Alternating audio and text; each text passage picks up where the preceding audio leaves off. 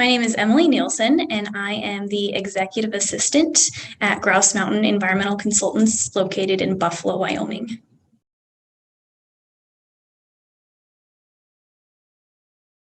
So I graduated from the University of Wyoming in 2014 with a degree in ag business, and I minored in animal science. I did a little focus on livestock business management as well.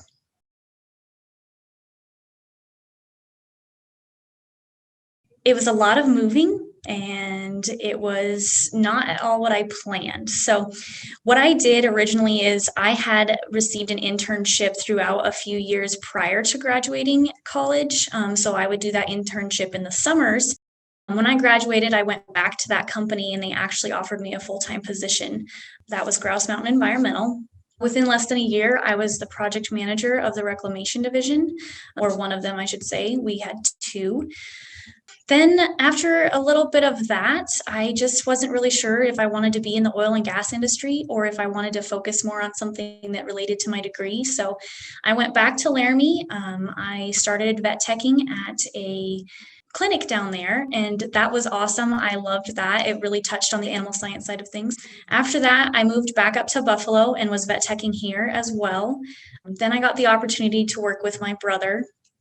So he owns a construction company in Buffalo, Wyoming. He's a general contractor.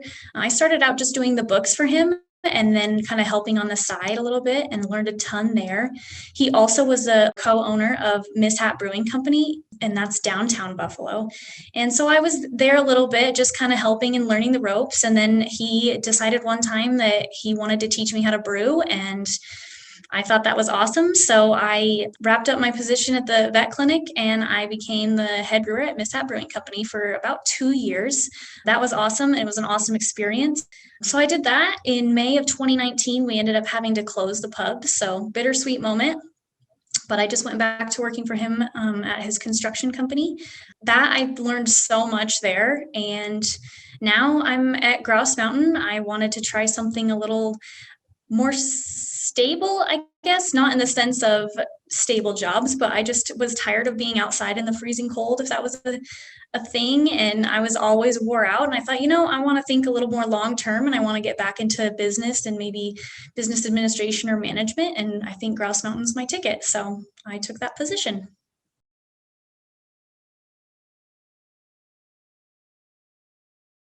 Grouse Mountain actually is pretty full service. We have a lot to offer for a small company. We do anything from permitting oil and gas wells all over the state of Wyoming, including outside of the state of Wyoming, depending upon where. And that can include permits to drill, that's at the federal and state levels. We also do GIS and mapping. So we do some 3D mapping and modeling, some spatial analysis. We also do environmental compliance and regulation compliance, rangeland health assessments, wildlife regulation compliance. So we can do surveys, monitoring. We do a lot with the Endangered Species Act, the Migratory Bird Act. We work a lot with sage grouse in the area. They're pretty prevalent in this area as well as throughout Wyoming. As far as the reclamation side of things, we can do anything from developing a seed mix for your location, reclaiming oil wells, oil pad locations, soil sampling. We do a little bit of the stormwater pollution prevention. We can do monitoring. We can come up with plans for that, whatever the client might need there. We have an on-staff archaeologist, so we can do cultural resource analysis, historic archaeological surveys. Water resource management, we have an on-staff hydrologist, and we do some water monitoring and assessments, testing of water wells for wastewater quality. So pretty much just everything that you'll need from start to finish in the oil and gas industry, really.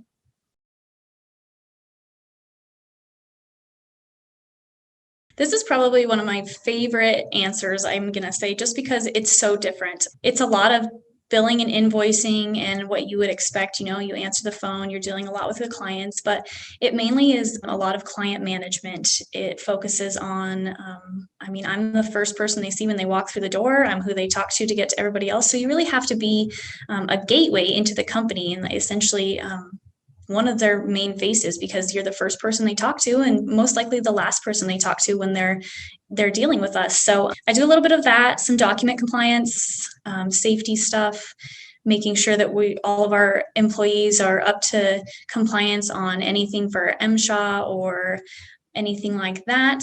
A lot of insurance stuff, so paperwork and basic office management, really.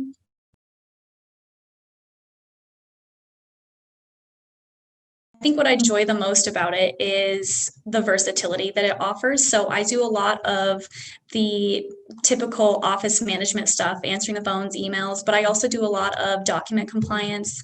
I am also kind of in charge of all the HR management stuff. So that looks a lot like managing employees and making sure all of their information is up to date, accurate. It has to do with documentation at the state and federal levels of the federal government, for tax purposes, as well as insurance information, not only just for our employees and their health and benefits, but for insurance for our company. We have equipment and we have vehicles, so we have to cover those, and I manage that and work with our insurance company on that quite a bit. I work with our bookkeeper on the billing and invoicing side of things, making sure that our invoicing goes out monthly and that we're getting things out in a timely manner, and just pretty much basic office management in terms of that, as well as a little bit of client management. So I'm the first person that they talk to when they call in, because I answer the phone first and direct them to wherever they need to be. But I'm also the first person they see when they walk through the door. Kind of being like the gateway into our company really is one of my favorite parts, probably just because I like to bring a smile to someone's face and I like to welcome them, and I want to make them feel like we are ready to be a part of their business and to serve them any way we can.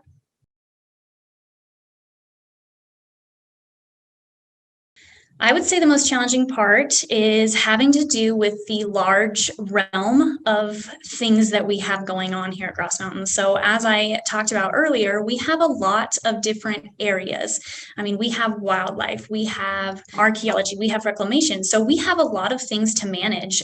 You have to kind of keep track of those things. Like permitting requires one thing, but environmental stuff requires another thing. So just kind of keeping track of like, oh, this is actually this regulation and this needs this, and the program has changed, or the regulations from the BLM have changed for this, and this, and just kind of getting to dabble and learn about that kind of stuff is probably the biggest challenge, I think, but it's so nice to just continue education in that sense.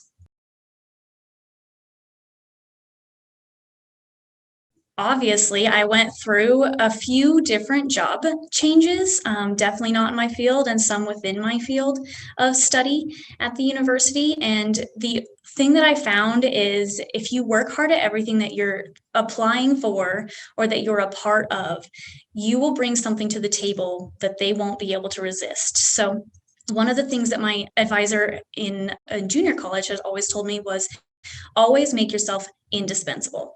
So if you can find your niche in every company and make yourself indispensable in that sense, then you are set.